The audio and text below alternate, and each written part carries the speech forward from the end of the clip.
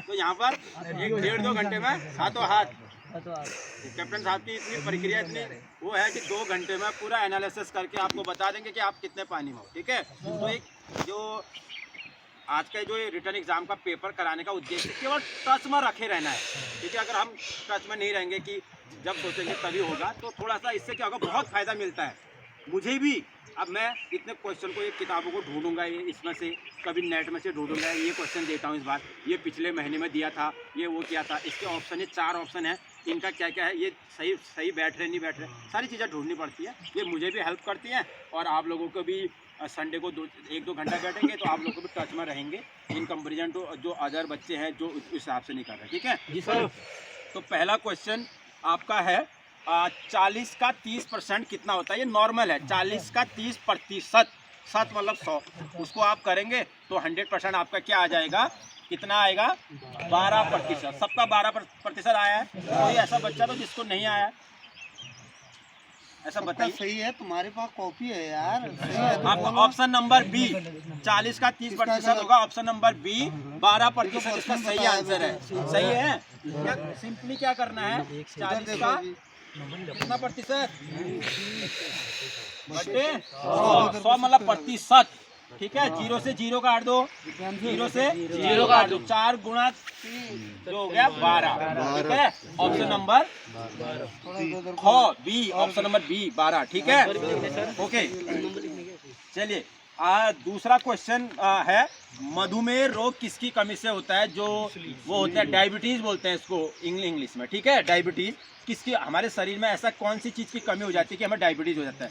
Penicillin, vitamin की कमी हो जाती है, इंसुलिन या मेटासिलिन। ठीक है, तो ऑप्शन नंबर सी इंसुलिन। ठीक है, ऑप्शन नंबर सी, सेकंड का ऑप्शन नंबर सी, इंसुलिन की कमी होती है तो हमारे उसमें डायबिटीज़ की वो होती है। ठीक है, फिर इंसुलिन के वो इंजेक्शन वगैरह भी लगते हैं। ठीक है, उसकी कमी और उसके लिए पर। ठीक है, नेक्स्ट है, सूचना का अधिकार अधिनियम किस वर्ष अस्तित्व में आया। RTI, एक होता है RTE राइट टू एजुकेशन, एक है RTI राइट टू इंफॉर्मेशन। ये एक ऐसा कानून है जो भारत के जो भी नागरिक है उसको अधिकार है कि वो किसी भी सरकारी या किसी संस्थान की सूचनाएं इस एक्ट के तहत ले सकता है, चाहे वो गवर्नमेंट कर्मचारी ही क्यों ना हो। अगर उसको चाहिए कि मुझे बागेश्वर जजी कार्यालय में किसी चीज़ की सूचना चाहिए, आपको जैसे भर्ती की कोई ARO की वहाँ से कोई जानकारी चाहिए कि इस भर्ती में कितने भर्ती हुए, क्या हुआ, कैसी रेगुलरिटी हुई, क्या मतलब कोई जानकारी चाहिए, लीगल जानकारी होनी चाहिए।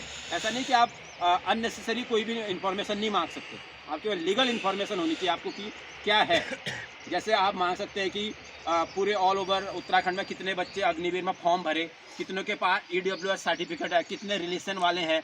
तो ऐसी जैसे हम लोग टीचर हैं तो हम लोग कहते हैं कि ऑल ओवर BEd वाले कितने हैं, BPEd वाले कितने हैं, उन सन 2000 से पहले के कितने BEd वाले हैं, 2000 के बाद कितने BEd हैं। तो इससे हम एनालिसिस करते हैं कि इतनी पोस्ट हैं और इनका नंबर आ सकता है, इनका नहीं आ सकता। तो ये एक्ट है, ये कब आया, सन 2005, 6, 4, 7, सन 2005 में यह एक्ट आया था। ठीक है, जो ये एक्ट है इसमें टोटल 6 अध्याय हैं, 6 चैप्टर हैं और देखिए थोड़ा सा इसके बारे में, इस जो RTI एक्ट है इसमें 6 अध्याय हैं, 6 चैप्टर हैं और कितने हैं, 31 धाराएं हैं और 2 अनुसूचियां हैं इसके अंदर।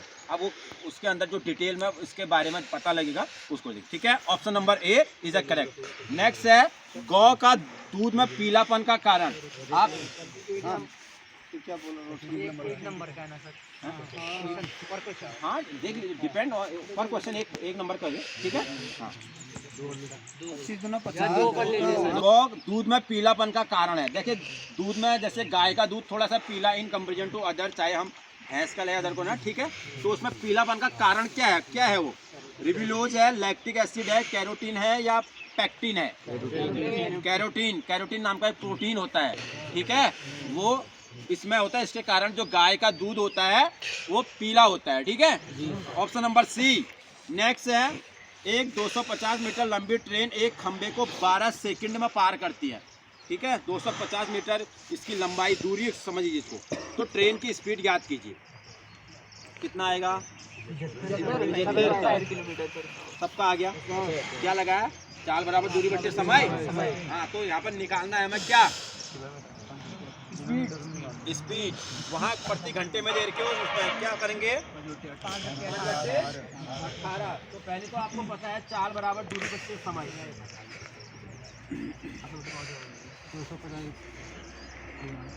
ठीक है।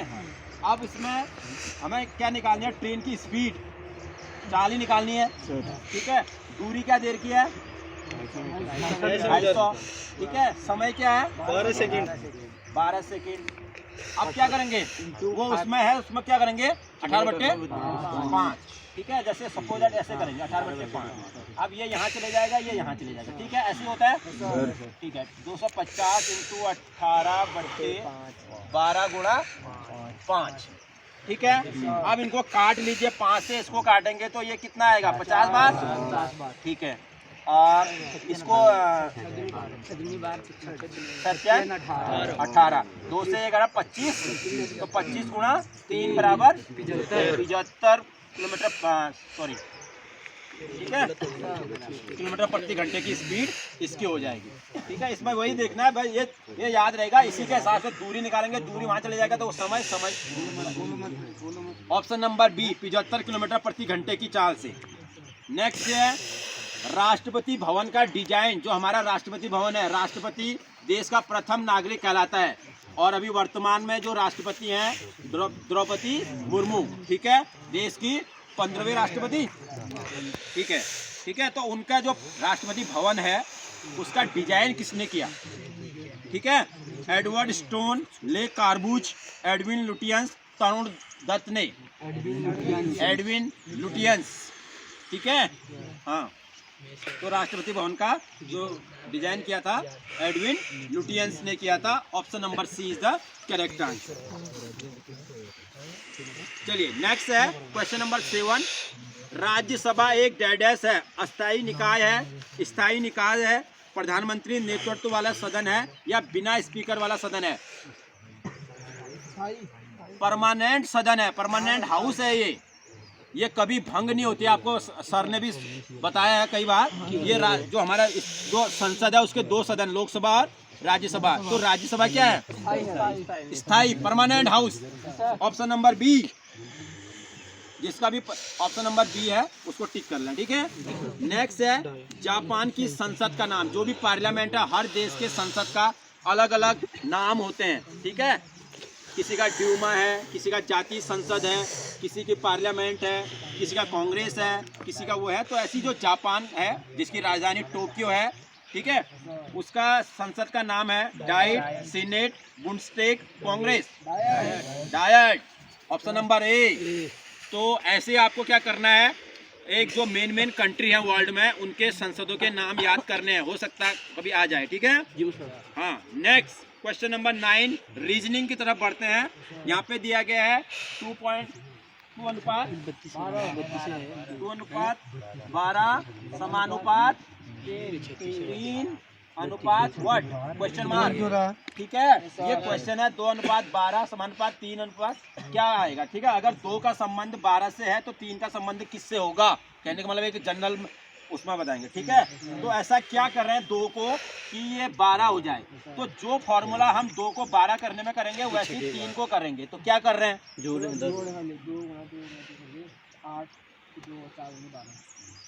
2 + 4, 2 × 16 हो गया भी है। 2 × 2 × 3, ये वाला फॉर्मूला करना है। 2 का स्क्वायर प्लस 2 का क्यूब। अब इसमें भी 3 का स्क्वायर प्लस 3 का क्यूब, ठीक है। 2 का स्क्वायर 4 प्लस 2 का क्यूब बराबर 12। 3 का स्क्वायर 9, 3 का क्यूब 27 और 9 36। ये आंसर है, ठीक है। 2 का और क्यूब। सुनो, ये रीजनिंग वाला कोई ऐसा रीजनिंग हो दूसरे तरीके से भी बनेगा, कैसे भी बन सकता है, लेकिन ऑप्शन को देख के आपको ध्यान रखना। तो बोलना ये भाई तूने 2 बार नहीं 3 बार कर दिया। 4 8 फिर ये 2 को जोड़ देंगे 8 8 12 3 × 3 × 3 क्या 9 9 27 और 3 जोड़ेंगे तो 9। बिल्कुल वैसे भी हो रहा हो, लेकिन देखो देखो इसका मतलब हम लोग रीजनिंग में इतना दिमाग लगा रहे, इतना अच्छा कमांड हमारी हो रही है कि हम एक क्वेश्चन को कितनी तरीके से बनाने की कोशिश कर रहे हैं। ये अच्छे साइन है हम लोगों के, मतलब कहने का मतलब है आप लोग इतना पहले तैयारी, 2 डिजिटों को जोड़ रहे हैं, फिर गुणा करने के बाद, क्योंकि यहाँ 2 को जोड़ रहे हैं, वहाँ भी 2 को ही जोड़ रहे हैं। और इसको कोई गलत थोड़ी बोलेगा। हाँ, गुणा जो भी है गुणा इसको अपॉन, किसी का गलत भी है 10वां वाला सबका ठीक है ना, बस कुछ नहीं करना। 20% को क्या करना है फ्रैक्शन के रूप में। कितना है इसका? सही आ रहा है इसका। अरे इसकी कॉपी किसके पास है? 20% को भिन्न के रूप में लिखना। 20% 0 से ये 20 से 20 से कम 20 पंचे 1/5। नॉर्मली प्रतिदिन कार्य कर रहे हैं, एक काम को 18 दिन में समाप्त कर देते हैं, तो 15 आदमी प्रतिदिन कितने घंटे कार्य करके 12 दिन में समाप्त कर देंगे? 6 घंटे। वही सिंपल M1 D1 बराबर M2 D2 T2 है जो भी है, ठीक है। इसमें M का मतलब man, M1 D1 and D1 is equal to M2 T2 and D2, ठीक है। पहले वाले को आप देख लेंगे, 10 आदमी है, कितना टाइम है? कितने दिन? 18 बराबर कितने आदमी? 15 गुणा T2 गुणा 12, ठीक है। अब कुछ मत कीजिए, T2 को वहाँ लीजिए, बाकी इसको यहाँ ले लीजिए, 15 गुणा 12। अब इसको काट लीजिए, ये T2 यहाँ आ जाएगा, ठीक है। कितना हो जाएगा? 2 6 18, 3 से 15, 5 से 2, 6 दूना 2 से 6, अच्छा 2 से 2, तो T2 बराबर 6 घंटे 6 आवर, ठीक है। तो इसमें आपको ये इस वाले जो सूत्र है M1 D1 T1, इसमें बहुत सारी चीजें बनती हैं, वो डिपेंड करेगा क्वेश्चन कैसे आता है, ठीक है। क्वेश्चन नंबर 12 की ओर बढ़ते हैं। If 8 7 9 is equal to 8, 6 2 5 is equal to 1, 5 8 6 is equal to 9, तो what will be? 7 8 5 6, exactly right answer. सबका सही है सर, वेरी गुड। किसी का नहीं है, बताना है? अच्छा बताना है। 8 7 9 इज इक्वल टू 8 दिया हुआ है, 625, 6 2 5 is equal to 1, 5 8 6 is equal to 9, तो निकालना है 7 8 5, ठीक है। ठीक है, अब आप देखिए इतना, ये 3 डिजिट का है और हमें 1 डिजिट में निकालना है, सिंगल 1 आ रहा है, तो इसका मतलब कुछ ना कुछ ऐसे इन डिजिटों को ऐसा सब्ट्रैक्ट करना है या कुछ ऐसे जोड़ के घटा के इनको ऐसा करना है कि 1 लाना है हमें, या 8 लाना है या 9 लाना है। तो ऐसा कोई भी एक ले लीजिए जिसमें आपको आसानी रहती है। तो जैसे आपका एक किस तीनों में से कोई भी आ जाएगा, तो वही चीज़ हम अदर में अप्लाई कर लेंगे और हम फिर आंसर हमारा फाइंड हो जाएगा, ठीक है। तो हम देख लेते हैं 8 7 9 को ऐसा क्या कर रहे हैं कि 8 आ जाएगा, तो हम पहले जोड़ लेते हैं 8 और 7 15, 15 और 9 24, 24 को ऐसा कुछ करें कि 3 उससे भागा करें 8 को, अगर फिर यह वही चीज़ हमें यहाँ पे भी होनी चाहिए। 6 2 8 8 5 है 13 में ऐसा कुछ कर नहीं रहे तो ऐसा होगा नहीं, ठीक है। तो 8 है, तो यहाँ पर इसको हम क्या करेंगे, माइनस करेंगे, 8 आ रहा है। अब ये तो ठीक है, अब क्या ये भी, इसमें भी यही हो रहा है, इनके भी लास्ट वाले 2 डिजिट को प्लस करेंगे, 5 2 7 -6 1, ठीक आ रहा। 8 6 14, 14 में से -1 9, तो आप यहीं 8 5 6 13 -7 इक्वल टू 6। वेरी गुड, समझिए बेटे। देखिए कितना, नहीं तो अगर आप रीजनिंग का अभ्यास नहीं करेंगे तो ये ऐसे दिमाग में क्लिक होने वाले सवाल नहीं है, आदमी घूमता रह जाएगा कि मुझे फर्स्ट के 2 लेने हैं, लास्ट के 2 लेने हैं, इनको गुणा करके इसको स्क्वायर लेना है या कुछ करना, कुछ भी हो सकता है। कभी कभी क्या होगा कि आपको इसको और इसको गुणा करना होगा, फिर इसका क्या पता कोई स्क्वायर आ जाए तो इसका फिर वो करना पड़ेगा, माइनस करना पड़ेगा, गुणा करना पड़ेगा, कुछ ना कुछ ऐसा होता है। कभी कभी सभी का वर्ग करके घटाना होता है, कभी क्यूब करके हो सकता है, कुछ ना कुछ ऐसा है। तो आपको कभी भी इस तरह के रीजनिंग के क्वेश्चन आए तो पहले डिजिट को देख लो, इसका स्क्वायर करके देख लो, इसका स्क्वायर करके देख लो, या इन दोनों को गुणा करके देख लो, इनका कर लो, या इन दोनों को करके इसको घटा दो, कुछ भी हो सकता है, ठीक है। तो इसका ऑप्शन नंबर कूड भाषा में, मतलब कोई ऐसी भाषा, मेमोरी को 454697 454697 लिखा जाता है, तो हमें प्राइवेट PRIVATE प्राइवेट को लिखना है। बिल्कुल करेक्ट आंसर 7994125। सबका आ रहा है? नहीं आ रहा, वो आ रहा है। ठीक है, ठीक है। एम को कितना लिखते हैं? 13। पहले 13 लिख लीजिए आप। 13। ई को 5, एम को 13, ओ को 15, एम एन ओ, आर को 18, वाई को 25।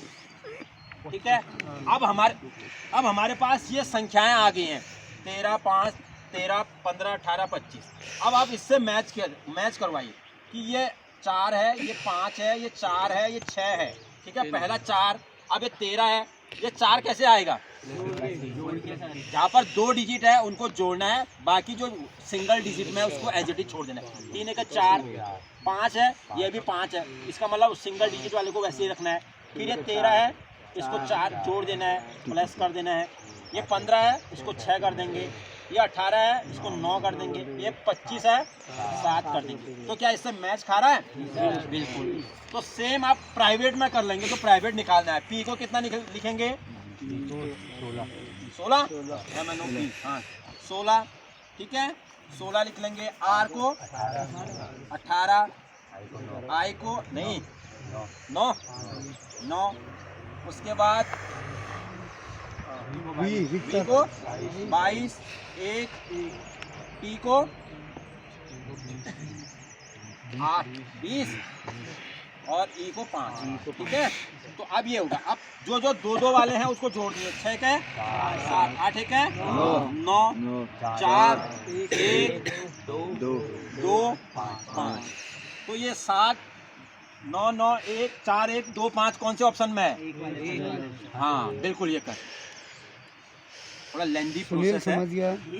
ये थोड़ा लंबा है, लंबा है। इतना लंबा हो सकता ना है, लेकिन तुम्हारा दिमाग घूमना चाहिए। हाँ मतलब अगर हम इस लेवल के रीजनिंग के क्वेश्चन करने लगे तो जो नॉर्मल सीरीज वाले आएगी या कुछ अदर वाले आएंगे हम उसको आसानी से कर पाएंगे।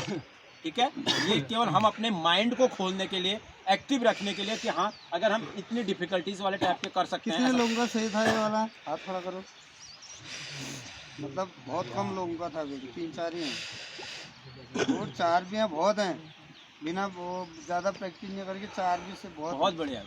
ठीक है, सैंडर्स की हत्या किसने की थी? पहले हमें पता होना चाहिए सैंडर्स कौन थे, क्या थे, या जो ब्रिटिश, जब हमारा देश आज़ाद नहीं हुआ था अंग्रेज, ठीक है, तो किसने की थी? लाला लाजपत राय ने, भगत सिंह ने, चंद्रशेखर आजाद ने, उधम सिंह ने। भगत सिंह। अब यहाँ पर देखिए कंफ्यूजन वाली कोई बात, जो राजगुरु और सुखदेव जो उनके साथी थे उनका नाम तो नहीं है, तो जो जिसका नाम है, क्योंकि तीनों ने मिलकर प्लानिंग की थी। ठीक है, क्यों मारा था उनको? क्योंकि जो पहले लाला लाजपत राय है उनकी हत्या का बदला लेने के लिए लाठीचार्ज करवा दी थी ना। हाँ। सैंडर्स उसमें क्या था, गवर्नर लाठीचार्ज में मर गए थे, तो उसकी बदला लेने के लिए उन्होंने क्या किया था? हाँ 17 दिसंबर 1928 को सैंडर्स को गोली मारी थी। ठीक है, कितना? 17 दिसंबर 1928 को भगत सिंह इसका सही आंसर होगा। ठीक है, हाँ। नेक्स्ट है विश्व रेड क्रॉस दिवस कब मनाया जाता है? देखिए फेमस वो है।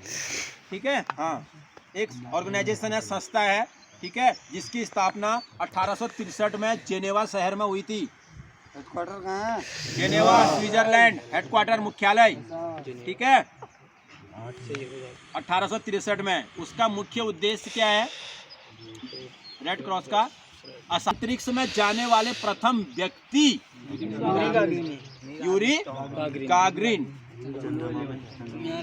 चंद्रमा में जो नील आर्मस्ट्रांग थे, और भारत के पहले कौन थे? राकेश शर्मा। तो ये थोड़ा सा कंफ्यूजन कीजिए, चंद्रमा अलग चीज है, अंतरिक्ष अलग चीज है, और भारत उधर सुन नहीं रहा। अंतरिक्ष अलग है, चंद्रमा अलग है, अंतरिक्ष अलग चीज है, और भारत के अलग है और पूरे विश्व के अलग है। पहला व्यक्ति है, महिला अलग है, ठीक है, तो उसमें ध्यान देना है आपको। क्या पूछा है? क्या पूछा है उसमें ध्यान देना है, ठीक है। यूरी गागरिन 12 अप्रैल 1961 में रशियन, जो पहले सोवियत संघ होता था 1991 से पहले, वहाँ के फाइटर वो थे और अंतरिक्ष यात्री थे, ठीक है। हाँ, यूरी गागरिन 12 अप्रैल 1961। नेक्स्ट है, सर्वाधिक वन क्षेत्र वाला राज्य कौन सा है? Uttarakhand, Assam, Sikkim, Madhya Pradesh. Madhya Pradesh. Exactly, Madhya Pradesh is the correct answer, option number D. सबसे ज्यादा वन मध्य प्रदेश जो राज्य है, ठीक है, उसके पास है। सबसे कम किसके पास है? हाँ, मध्य प्रदेश। अब यहाँ पर ज्यादा पूछा तो हो सकता है मेन पेपर में कम आ जाए। उत्तराखंड का जो ज्योग्राफिकल वो है वो कम हुआ ना, ठीक है। हाँ, ठीक है, तो Madhya Pradesh option number D is the correct answer. Next है, ज्योति फ्लक्स का मात्रक क्या है? ल्यूमेन, ऑप्शन नंबर ए, ठीक है।